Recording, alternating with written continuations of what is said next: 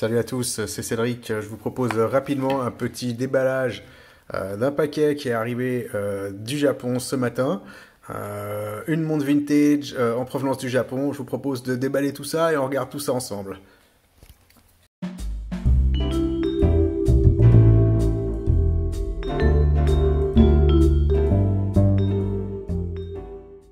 Donc ici, c'est toujours les mêmes vendeurs que j'utilise sur eBay au Japon qui garantissent plus ou moins l'originalité des modèles qu'on achète ici.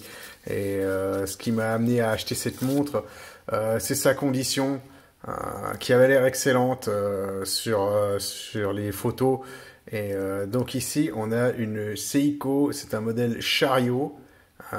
C'est du plaquage or ici.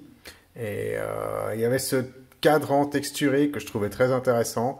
Et ici, un modèle qui est très simple. Donc, c'est un modèle manuel, ce qui n'est pas toujours très fréquent chez Seiko. Et aussi un modèle 2 aiguilles sans date qui va me permettre de faire un service dessus sans trop de difficultés. Donc, essayons juste de voir si elle tourne déjà dans un premier temps, ce qui ne sera pas forcément visible vu qu'il n'y a pas d'aiguille des secondes. Et ensuite, je vais essayer d'observer un petit peu l'état de la boîte là. Essayons de mettre un petit coup de chiffon là-dessus. Voilà.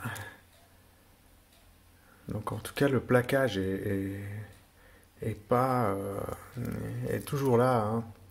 On voit pas apparaître le matériau qui est en dessous. Je vais juste mettre l'oreille dessus là. Ouais, donc ici elle tourne. Ici c'est un modèle qui tourne à 28 800 vibrations par heure. Il y a ce bracelet qui est pas d'origine ici, qui est aussi plaqué or sur le dessus. Je sais pas si je vais le garder, je vais peut-être le passer sur un cuir. Je suis plutôt bracelet cuir. Je sais même pas si la taille va aller sur mon poignet. On va jeter un petit coup d'œil rapidement. Hop là.